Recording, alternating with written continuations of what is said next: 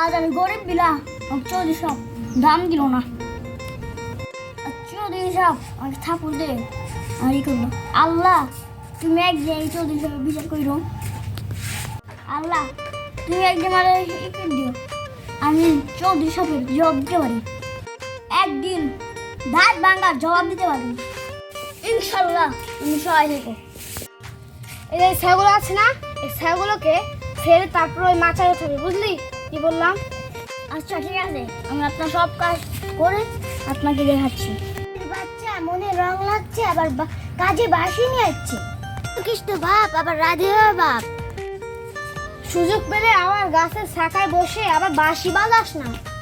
যা একটু কাজ করি না। হ্যাঁ কপাল, গরিব হয়ে যাওয়া উচিত। কত লাস্টিউসটা খাওয়া লাগে,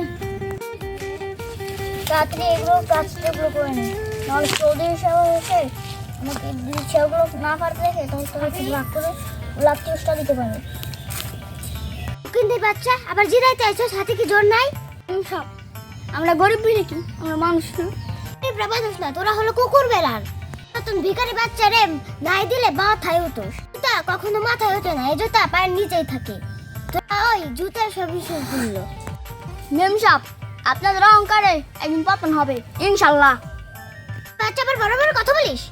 মেম সাহেব গরিবরা মানুষ, কোনো কুকুর না, একদিন মরে রাখেন। গরিব রে মানুষ বাবার চেষ্টা করে। তোর ফকিন্নির বাচ্চা রে, মানুষ ভাবলে কি না ভাবলে কি, শালার ভিখারির বাচ্চা। এই কথা বলতে আবার ঘৃণা করে। You nonsense. আমার কি হলো, হঠাৎ করে আমার মাথা কেন ঘোরাচ্ছে?